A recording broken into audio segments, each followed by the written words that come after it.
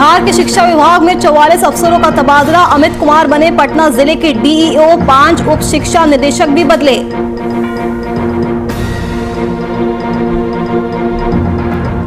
पाँच जुलाई को रामविलास पासवान की जयंती मनाएगी एलजेपी। पोस्टरों से लैस किया गया कार्यालय। पोस्टरों में चिराग पासवान गायब।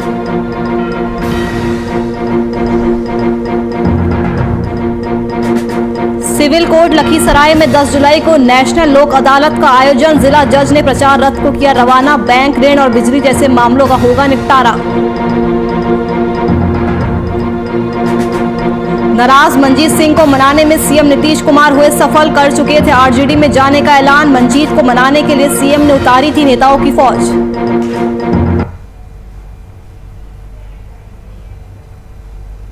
नमस्कार, वीआईपी न्यूज देख रहे हैं आप। मैं आपके साथ नुपुर सक्सेना। स्वागत है आपका बात बिहार की में। एलजेपी आगामी 5 जुलाई को अपने संस्थापक रामविलास पासवान की जयंती मनाने जा रही है। इस जयंती को लेकर एलजेपी कार्यालय और आसपास के इलाकों को पूरी तरह से रामविलास की जयंती समारोह के पोस्टरों से लैस कर दिया गया है। हालांकि ये पोस्टर एलजेपी के पारस गुट की ओर से लगाया गया है, क्योंकि इन पोस्टरों में चिराग पासवान गायब है। बताया जा रहा है कि 5 जुलाई को पारस गुट के कार्यक्रम मानकर अपने हिस्से का शक्ति प्रदर्शन करेगी। आपको बता दें कि चिराग गुट भी रामविलास पासवान की जयंती मनाने का ऐलान कर चुका है। चिराग अपने पिता की कर्मभूमि यानी हाजीपुर से 5 जुलाई को आशीर्वाद यात्रा निकालने जा रहे हैं और इसी कारण जयंती समारोह को दोनों गुटों के बीच शक्ति प्रदर्शन के रूप में देखा जा रहा है। बिहार में लोक जनशक्ति पार्टी कार्यालय में स्वर्गीय रामविलास पासवान जी का जयंती लोक जनशक्ति पार्टी के राष्ट्रीय अध्यक्ष आदरणीय श्री पशुपति कुमार पारस जी के नेतृत्व में मनाया जा रहा है। और ये जयंती समारोह ऐतिहासिक होगी। पूरी राजधानी, पूरे बिहार, पूरे पटना स्वर्गीय रामविलास पासवान जी के जयंती को लेकर होर्डिंग, पोस्टल, बैनर से पूरे राजधानी फट गई है। अभी देख रहे हैं शुरुआत है, आज ही से पूरा राजधानी को सजाया जा रहा है। उनके बैनर, पोस्टल से लगाया जा रहा है।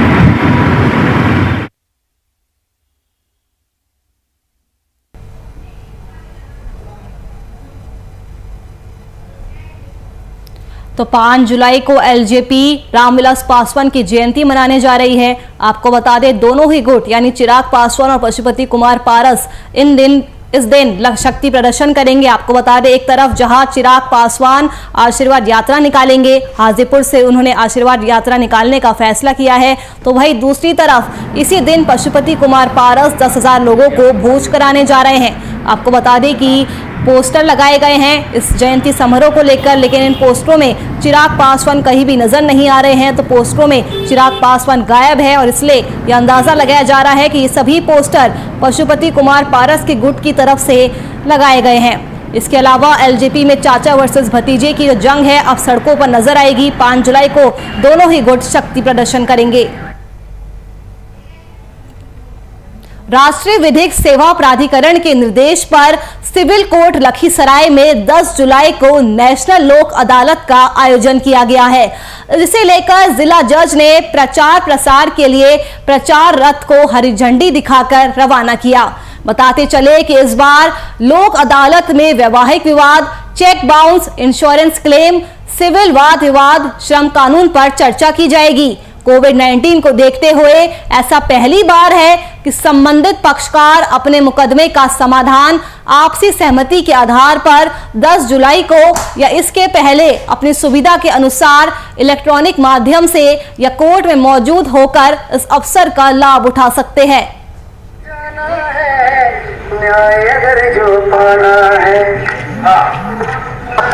राष्ट्रीय विधिक सेवा प्राधिकार के निर्देश पर नेशनल लोक अदालत का आयोजन 10 जुलाई 2021 को निर्धारित की गई है।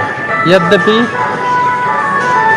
राष्ट्रीय विधिक सेवा प्राधिकार ने यह पक्षकारों के लिए और आम जन के हितों को देखते हुए, कोविड-19 के महामारी को देखते हुए अब की बार ये सुविधा दी है कि कोई भी पक्षकार, संबंधित पक्षकार यदि चाहें तो 10 जुलाई या उससे पूर्व किसी भी तिथि में हाइब्रिड मोड में या वर्चुअल मोड में अपने मुकदमे का समाधान करा सकते। लोक अदालत में त्वरित न्याय मिलता है इसलिए मैं आह्वान करता हूँ कि इसमें वर्चुअल और फिजिकल जिस रूप में लोगों को सुविधा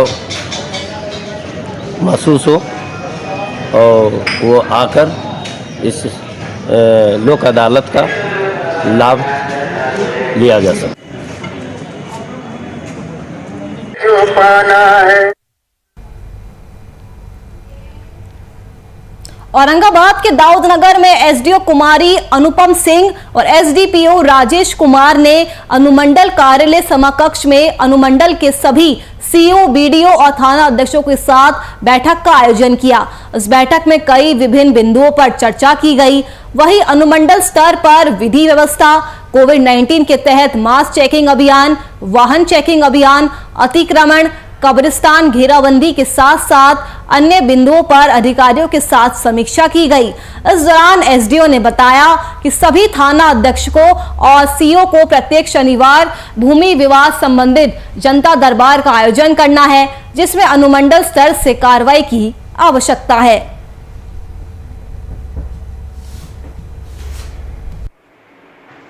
प्रत्येक शनिवार को ये लोग जनता दरबार का आयोजन करते हैं और उसमें भूमि विवाद का निपटारा किया जाता है। ये सभी बीडीओ सीओ को निर्देश दिया गया कि न सिर्फ शनिवार को बल्कि ऐसे भी अगर भूमि विवाद से संबंधित विषय आपके पास आते हैं तो उसकी सुनवाई करें, दोनों पक्षों को नोटिस करें और नोटिस करके थाना में सुनवाई करें। यदि किसी मैटर में ऐसा लगता है कि इनके स्तर से उसका हल संभव नहीं है तो एसडीओ और एसडीपीओ के यहाँ वो विषय आए और हम लोग स्पॉट वेरिफिकेशन करके उसका निपटारा करते हैं।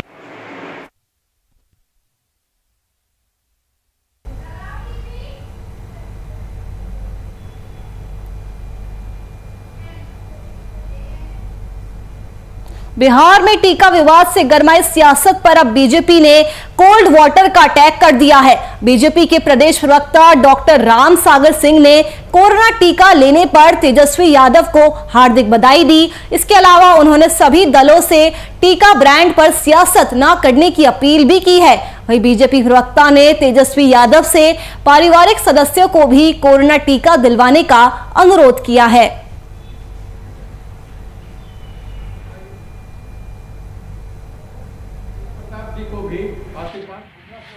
स्पुतनिक को पहले ही नरेंद्र मोदी की सरकार ने विदेशी से स्वदेशी में बदल दिया है, इसलिए ब्रांड पर राजनीति नहीं होनी चाहिए। क्योंकि इतने बड़े जनसंख्या वाले देश को तेजी से टीका लगाने का काम केवल 2 टीका से नहीं हो सकता है। इसलिए जो भी टीका भारत सरकार अलाउ करे उस टीके को लगवाने में सारे दल के नेताओं को, सारे संगठनों को सहयोग करना चाहिए और तीसरे लहर से बचाने में मदद करें।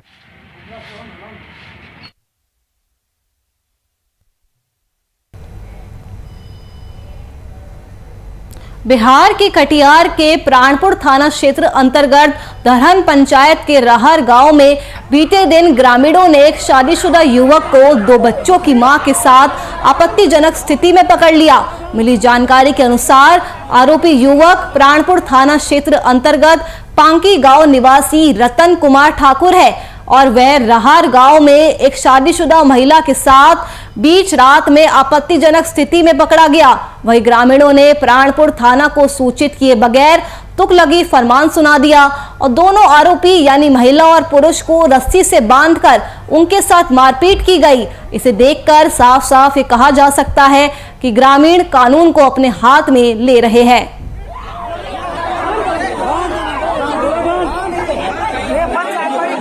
अंतर्गत रहर गांव में इस तरह की सूचना आई है कि एक महिला और पुरुष को आपत्तिजनक अवस्था में था, जिसमें उन लोग के द्वारा पंचायती बैठा कर उसके साथ मारपीट भी की गई है और जुर्माना भी लिया गया है। इस संबंध में हमको भी सूचना मिला और थानाध्यक्ष से मैंने बात किया और इसके बाद वो महिला से संपर्क किए तो उसके द्वारा आज सवेरे लिखित आवेदन दिया गया, जिसके आधार पर थाना में कुल 16 नामजद और 25 अज्ञात के विरुद्ध प्राथमिकी दर्ज की गई है और सीधे ही हम लोग उसमें गिरफ्तार भी करेंगे।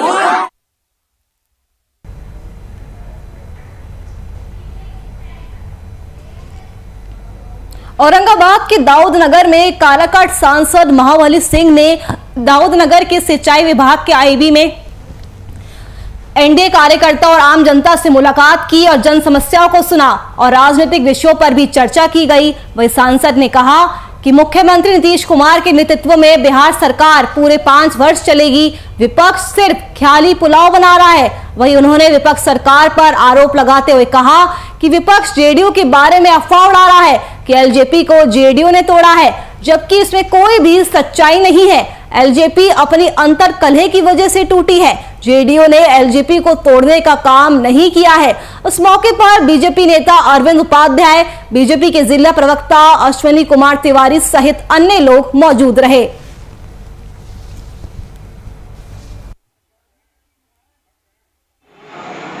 वर्तमान राजनीतिक परिप्रेक्ष्य में प्रकाश बाबू क्या करना है, आप तो देख ही रहे हैं। अब तो विपक्ष का काम है जो वर्तमान में इस तरह का कि सरकार 2 महीना में चली जाएगी, अब विपक्ष अब सरकार बनाएगा, तो ये सब जितना लोग है ये सब एक खिलाड़ी पुलाव पका रहा और सरकार को यहाँ कोई दिक्कत नहीं है। सरकार 5 साल तक बिहार में चलेगी। अब लोगों को कहने के लिए तो कोई रोका नहीं है, लेकिन सरकार पर कोई ग्रहण नहीं है। सरकार 5 साल चलेगी और विपक्ष तो ये भी उड़ा रहा है कि हवा की एलजेपी को तोड़ने का काम किया है। अरे एलजेपी अपने आपस में तकरार के चलते सभी वहाँ जितने सांसद वो कह रहे हैं कि नहीं, हम लोग जो अगले जो चुनाव हुआ तो उसमें हम लोगों ने सब लोगों ने मिलकर कहा था कि एनडीए गठबंधन के साथ विधानसभा चुनाव हम लोग नहीं कर रहे, उनके सांसद कर रहे, लेकिन हम लोगों की बात एलजेपी ने नहीं माना, चिराग पासवान नहीं माना और अपने मन से या उसी समय से विवाद शुरू है और जिसका पटाक्षेप हम लोग अलग कर दिया। उन लोगों ने तो आपसी मतभेद के चलते उठा, आपसी कलह के चलते उठा है, जेडी तोड़ने का काम नहीं। और हमारी सरकार देखिए ढंग से चल रही है। हम लोग मिलजुल करके कोरोना से जमकर के लड़ाई लड़ा है, जबकि जनसंख्या में बिहार तीसरे स्थान पर है, जहां हमारे लोगों की जान की कम क्षति हुई है और हम लोगों ने कोरोना पर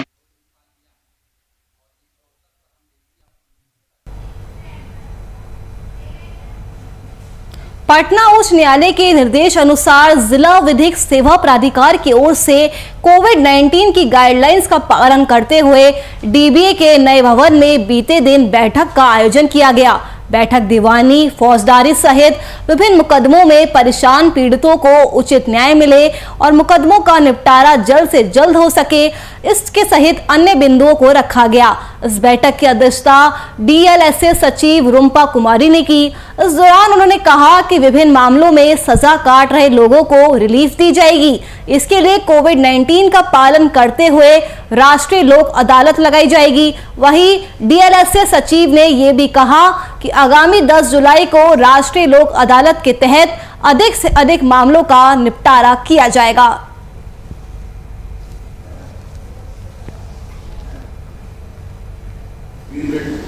राष्ट्रीय विधिक सेवा प्राधिकार नालसा के निर्माण प्रदर्शन में निर्देश पर 10 जुलाई 2021 को अगला राष्ट्रीय लोक अदालत का आयोजन किया जा रहा है। संपूर्ण भारतवर्ष में इसका आयोजन हो रहा है।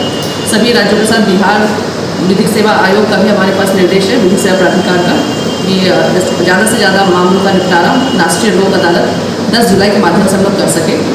सुलहनीय मामले जितने भी हैं, फौजदारी, दीवानी और विभिन्न विभागों से संबंधित, जिसमें बिजली विभाग, टेलीफोन, पानी बिजली के मामले, वेट मेजरमेंट से रिलेटेड जितने भी मामले हैं, तो उसका निर्देश है कि ज़्यादा से ज़्यादा मामलों का निष्पादन हाइब्रिड मोड पर इस राष्ट्रीय लोक अदालत के माध्यम से वर्चुअल कम हाइब्रिड मोड पर हम लोग उसका निष्पादन करेंगे। हर किसी की सुरक्षा को ध्यान में रखते हुए कोरोना के गाइडलाइंस के जो भी सरकारी गाइडलाइंस है उनका पूरा पालन करते हुए इस एक प्लेटफॉर्म राष्ट्रीय लोक अदालत का फ़ायदा जितना ज़्यादा से ज़्यादा लोगों को हम लोग दे सके, हम लोग उसको देने की कोशिश करेंगे।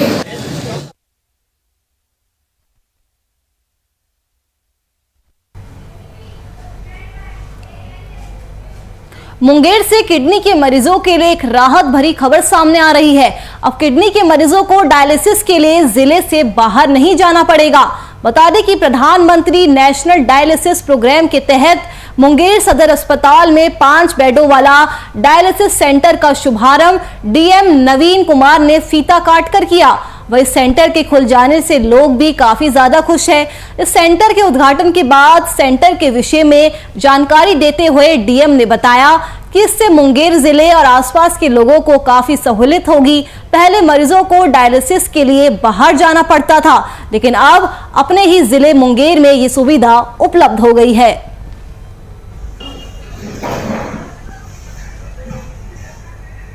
जिले में डायलिसिस सेंटर का हम लोगों ने शुभारंभ किया है और ये काफ़ी चिर पर मांग था। पहले से ये डिमांड था इस जिले के लिए कि डायलिसिस सेंटर यहाँ स्टार्ट नहीं था, तो आज हम लोगों ने इसको स्टार्ट कर दिया। अब हमारे जो सुदूर गांव के या अन्य जो व्यक्ति हैं जो इस डायलिसिस की जिन्हें आवश्यकता हो, वो अब उन्हें बाहर नहीं जाना पड़ेगा, भागलपुर, पटना या अन्य जिलों में नहीं जाना पड़ेगा डायलिसिस कराने के लिए। और निश्चित रूप से यहाँ पे जो बेहतर सुविधा डायलिसिस की दी जा रही है या दी जाएगी, उसको वो लोग अवेल करेंगे और यही तो उनका डायलिसिस होगा। किनके लिए मुफ्त होगा, किनको कुछ क्या लगेगा? और ये हमारे बीपीएल कार्ड होल्डर के लिए मुफ्त होगा और बाकी के लिए 1700 नॉमिनल फी है, 1720 रुपये नॉमिनल फी है, जो जिसके अंतर्गत जो सारी सुविधाएं हैं वो दी जाएंगी।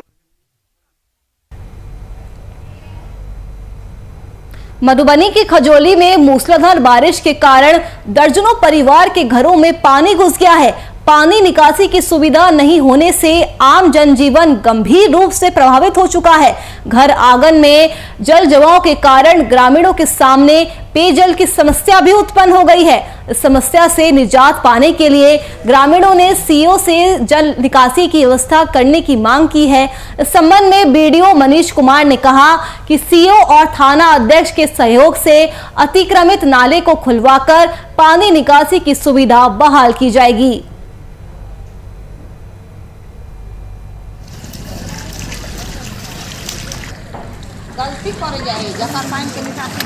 नीचे घुस गए, अब धिया पुता के ना रहते। अब दोसर बात है जे घर गिर रहा है, आवे के बात कतर रहबे। कखन पानी एले में? पानी सुबह रात से हो रहा है। पानी के बहाव नहीं है? नहीं, पानी के बहाव है, लेकिन बांध देने है, सब बाउंड्री दे देल के अपन अपन घर बना लेल के बांध लेल के पानी नहीं निकल रहा है।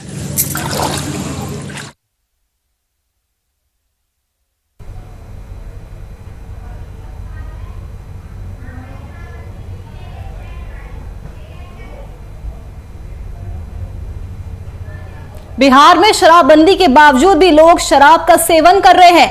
गोगरी थाना पुलिस ने प्रखंड के नाजिर अमित कुमार को शराब के नशे में धुत प्रखंड परिसर स्थित आवास से गिरफ्तार किया है। हालांकि नाजिर के चेहरे और आंखों पर कई जगह चोट के निशान पाए गए हैं। वही नाजिर ने बताया कि उनके साथ कुछ अज्ञात लोगों ने पहले मारपीट की और उसके बाद बलपूर्वक उनके मुंह में शराब की बोतल को घुसाकर उन्हें जबरन शराब पिला दी। वही पुलिस के द्वारा जब यंत्र द्वारा अल्कोहल की जांच की गई तो नाजिर के द्वारा शराब पीने की पुष्टि हुई। वही पुलिस की माने तो कई दिनों से नाजिर के खिलाफ गुप्त सूचना मिल रही थी कि वे अपने आवास के साथ साथ अपने कार्यालय में भी शराब के नशे में आते हैं। फिलहाल पुलिस आगे की जांच में जुटी हुई है।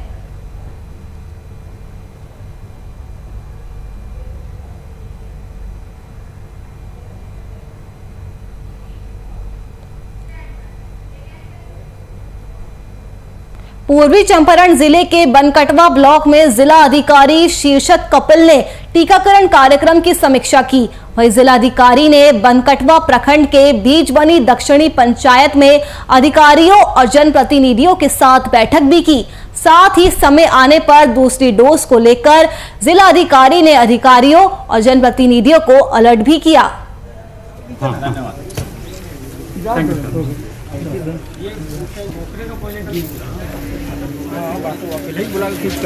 गौरव की बात है, एक first hand information cross verification यहाँ पे लेना था और लोगों का ओपिनियन क्या है।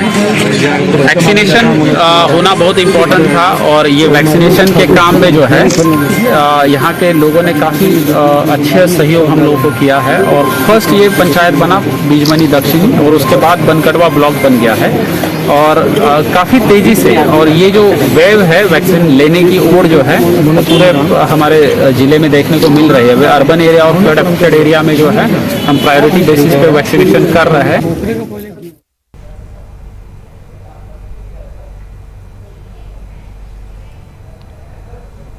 भागलपुर के नगर निगम में नगर आयुक्त कार्यालय में एक बैठक का आयोजन किया गया। ये बैठक पोर्टल के माध्यम से की गई।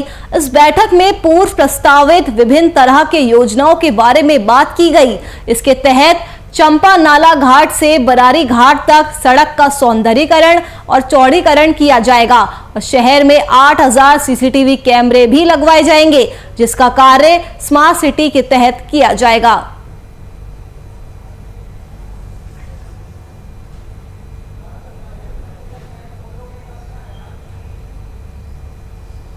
बेगूसराय की सड़कों पर उस वक्त हाई वोल्टेज ड्रामा देखने को मिला जब मोबाइल चोरी के आरोप में एक युवक को लोगों द्वारा कई घंटों तक दौड़ाते और घसीटते हुए देखा गया। वह इस घटना की सूचना पुलिस को दी गई। घटनास्थल पर पहुंची पुलिस ने आरोपी युवक को गिरफ्तार कर आगे की कार्रवाई शुरू कर दी है।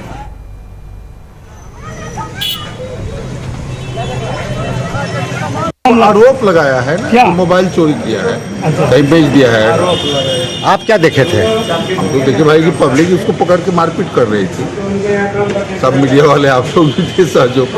अभी इसको कहाँ लाए हैं थाना पर, जांच होगा, जो उचित होगा कार्रवाई होगा।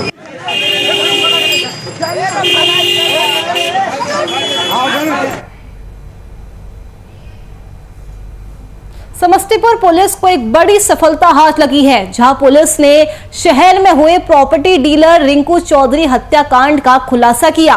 प्रॉपर्टी डीलर रिंकू चौधरी हत्याकांड में पुलिस अधीक्षक मानवजीत सिंह के नेतृत्व में 4 कुख्यात अपराधियों को हथियार और भारी मात्रा में कारतूस के साथ गिरफ्तार किया गया है। इस बारे में सदर डीएसपी प्रीतीश कुमार ने मुफस्सिल थाने में आयोजित प्रेस वार्ता में जानकारी दी।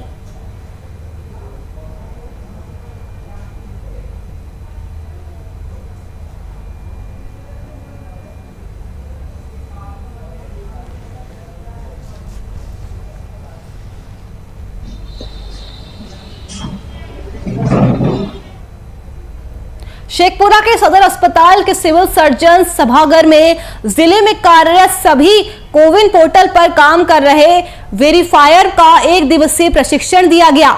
दरअसल आज से जिले भर में टीकाकरण को लेकर महाअभियान का शुभारंभ हो गया है, जिसे लेकर सभी वेरीफायर को प्रशिक्षण देने का काम किया जा रहा है। इस संबंध में जिला वैक्सीन कोल्ड चेन प्रबंधक परमानंद कुमार ने बताया कि कोविन पोर्टल पर लगातार हो रहे बदलाव के कारण ये प्रशिक्षण दिया जा रहा है और सभी टीकाकरण केंद्रों पर टीका आते ही टीका देने का कार्य शुरू हो जाएगा। लेके आ रहा है। एक्चुअली कोविन पोर्टल पे जितने भी वेरीफायर काम करते हैं, ठीक है, सभी लोगों का एक रिफ्रेशर प्रशिक्षण रखा गया है। क्योंकि 1 जुलाई से हमारे यहाँ महाअभियान शुरू होना है, तो कोविड वैक्सीनेशन का काम पोर्टल पे इन्हीं वेरीफायर के द्वारा होता है। इसलिए इनको एक रिफ्रेशर प्रशिक्षण दिया गया है कि जिला का 100% वैक्सीनेशन सफलतापूर्वक हो सके, जिसके लिए इनको यहाँ प्रशिक्षण के लिए बुलाया गया है। और जिला का प्रयास है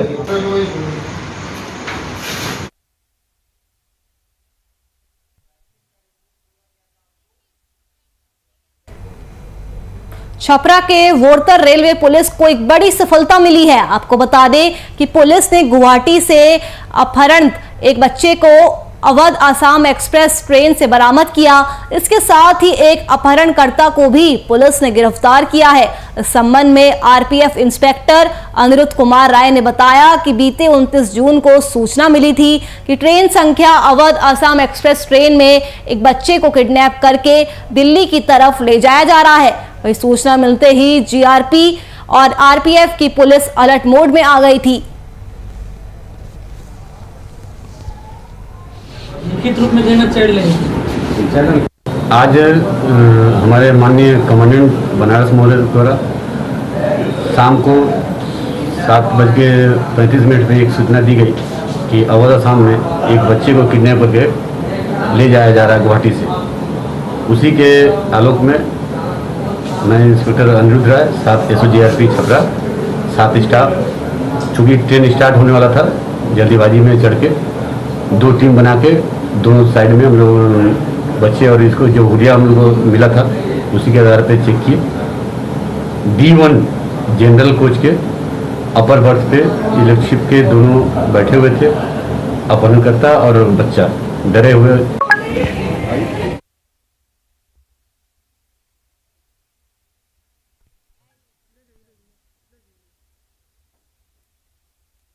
अपहरण किए गए बच्चे को भी बरामद कर लिया है। इसके अलावा पुलिस ने एक अपहरणकर्ता को भी गिरफ्तार किया गया है। आपको बता दें, सूचना मिलते ही जीआरपी और आरपीएफ की पुलिस अलर्ट मोड में आ गई थी।